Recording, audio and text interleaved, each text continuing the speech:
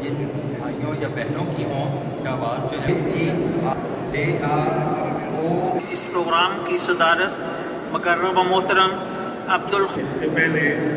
कि तिलावत कुरान करीम के लिए मैं करम ताहिर साहब को दरख्वास्त करूँ, आप सबसे दरख्वास्त है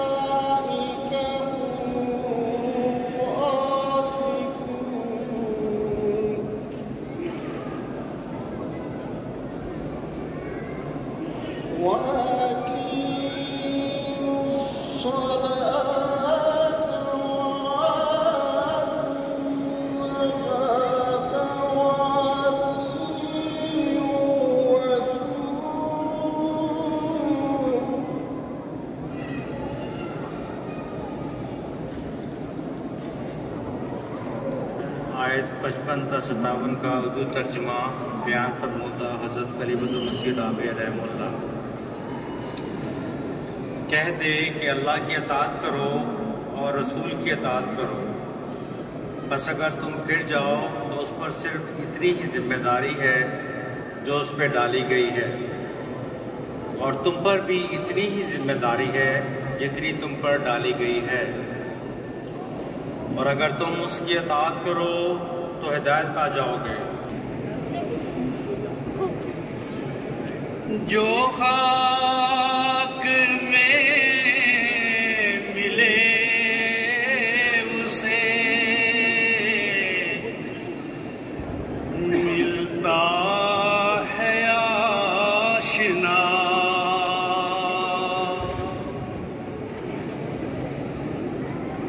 جو خاک میں ملے اسے ملتا ہے آشنا۔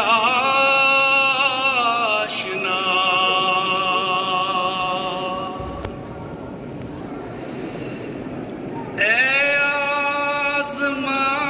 آزمانے والے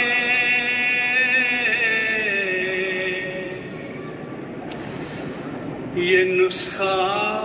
بھی آزمانے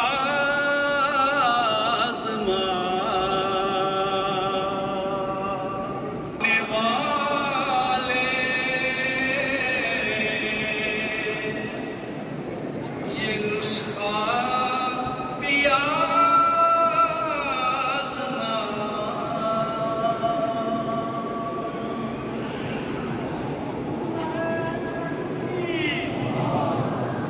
کامیابی کے راستے فلاطین صاحب نے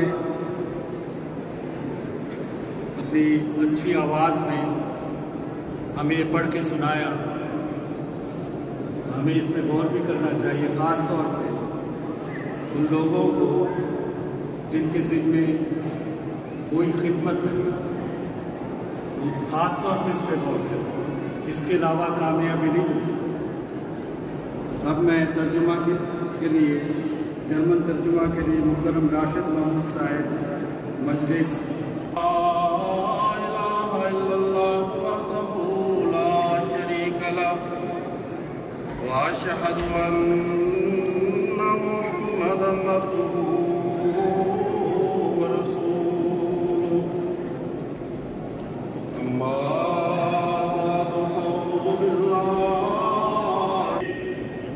وہ مقصد ہے جس کے لیے اللہ تعالیٰ نے انسان کو پیدا کیا۔ ایک حدیث قدسی ہے جس میں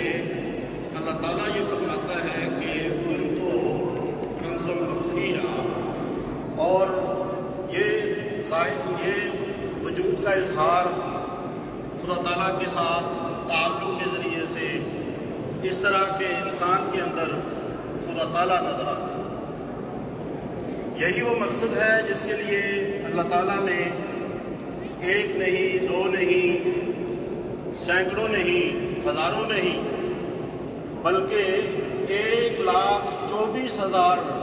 انبیاء کو اور رسول کو اس دنیا میں بھیجا۔ ہمارے پیارے آقا حضرت محمد مصطفیٰ صلی اللہ علیہ وسلم بھی اسی مقصد کے لیے اس دنیا میں تشریف لائے کہ ہمارا خدا تعالیٰ کے ساتھ تعلق قائم ہو جائے، اور اس زمانے میں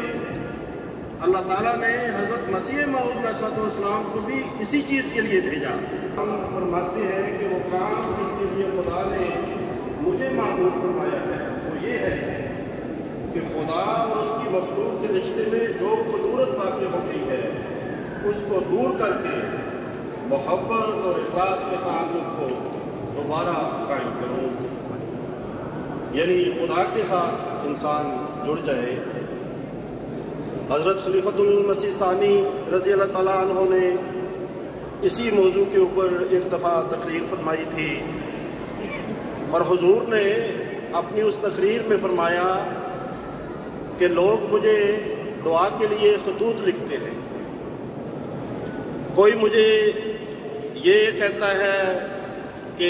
میری صحت کے لیے دعا کریں، میری صحت خراب رہتی ہے، دعا کریں کہ اللہ تعالیٰ مجھے شفا عطا فرما دے۔ کوئی یہ لکھتا ہے کہ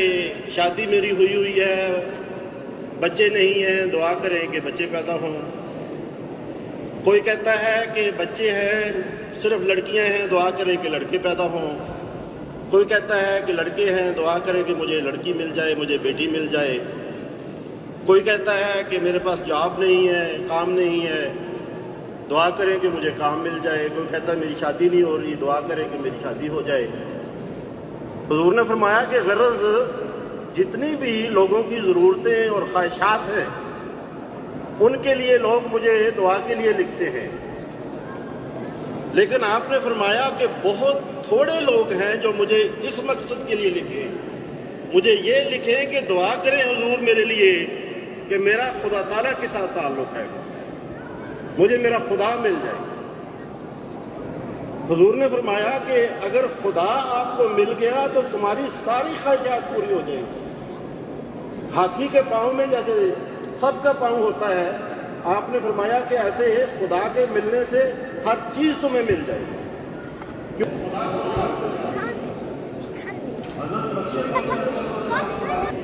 اپنی کتابوں میں اس کو پوچھنا ہے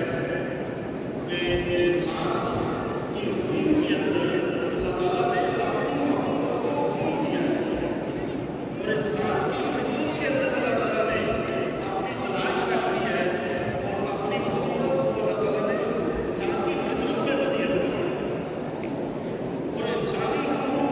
کو اس وقت تک چین نہیں آتا جب تک کہ اس کا خدا تعالیٰ کے ساتھ تعلق نہیں ہوتا۔ حضرت مسلم موعود رضی اللہ تعالیٰ عنہ نے وہ جو آیت ہے کہ اللہ تعالیٰ نے انسان کو الگ سے پیدا کیا، آپ نے بہت ہی پیاری اس کی تشریح فرمائی ہے۔ آپ فرماتے ہیں کہ انسان کی فطرت میں اللہ تعالیٰ نے محبت الہی رکھ دی ہے، اور تعلق باللہ کے مادے کے ساتھ اللہ تعالیٰ نے انسان کو پیدا کیا ہے، یعنی انسان کو اللہ تعالیٰ نے اس استعداد اور اس صلاحیت کے ساتھ پیدا کیا کہ وہ خدا تعالیٰ کے ساتھ اپنے آپ کو جوڑ سکے۔ اب یہ جو خدا تعالیٰ سے ملنے کی تڑپ ہے، خواہش ہے، یہ جیسا کہ حضرت مسیح موعود صلی اللہ علیہ وسلم نے فرمایا، حضرت مسلم موعود نے فرمایا، خدا تعالیٰ کے ساتھ جو انسان کرنا چاہتا ہے یہ یک طرفہ ہے یا دو طرفہ؟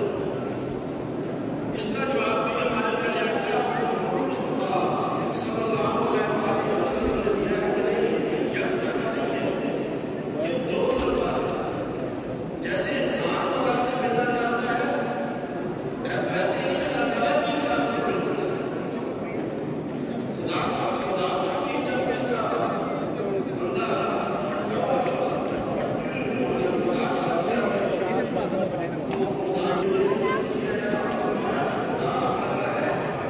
کہ جو شخص میری طرف ایک خواہش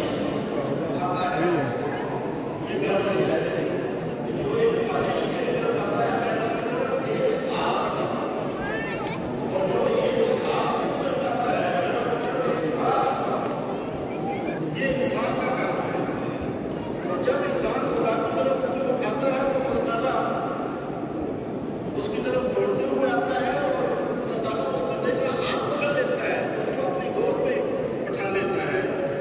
ہاں، حضرت صلی اللہ علیہ وسلم نے ایک واقعے کے ذریعے سے بھی اس چیز کو واضح فرمایا۔ آپ نے فرمایا جنگ میں ایک والدہ تھی جس کا بچہ گم ہو گیا، کہ اس ماں کو جب اس کا اپنا بچہ مل گیا تو اس کو سکون آ گیا، اس کو چین آ گیا، وہ خوش ہو گئی۔ آپ نے فرمایا کہ اسی طرح جب خدا آتی ہے تو خدا کو اس ماں سے بھی زیادہ خوشی حاصل ہوتی ہے، جب اس کو اپنا بچہ ملا تو خوشی جتنی ہوئی، اس سے زیادہ اللہ تعالیٰ کو خوشی ہوتی ہے جب اس کا بندہ اس کی طرف جاتا ہے۔ دنیا میں تو ہو سکتا ہے اللہ تعالیٰ برآب ہو رہا ہستی ہے، چھپی ہوئی ہستی ہے، ان آنکھوں سے نظر نہیں آتی، تو چلو کوئی بات نہیں، اس دنیا میں اگر خدا نظر نہیں آتا تو کوئی بات نہیں، اگلے جہاں میں خدا کو دیکھ لیں گے۔ اللہ تعالیٰ فرماتا ہے قرآن کریم میں کہ ایسا ممکن نہیں ہوگا۔ فرمایا کہ من کان فی ہذہ اعمیٰ فہو فی الآخرۃ اعمیٰ، جو اس دنیا میں اندھا ہے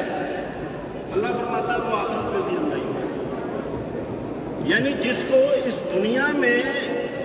وہ آنکھیں عطا نہیں ہوئی جن کے ذریعے سے وہ خدا کو دیکھ سکے، تو پھر آخرت میں بھی وہ خدا تعالیٰ کی دید سے محروم رہے گا، خدا تعالیٰ کی رویت سے محروم رہے گا۔ خدا کو دیکھنے کے لیے جو حواس ہیں وہ اسی دنیا سے انسان کو اپنے ساتھ لے کے جانے پڑتے ہیں، اور وہ حواس تب ترقی کرتے ہیں جب انسان اس رستے پہ چلے گا جو اللہ تعالیٰ نے قرآن کریم میں بیان فرمایا ہے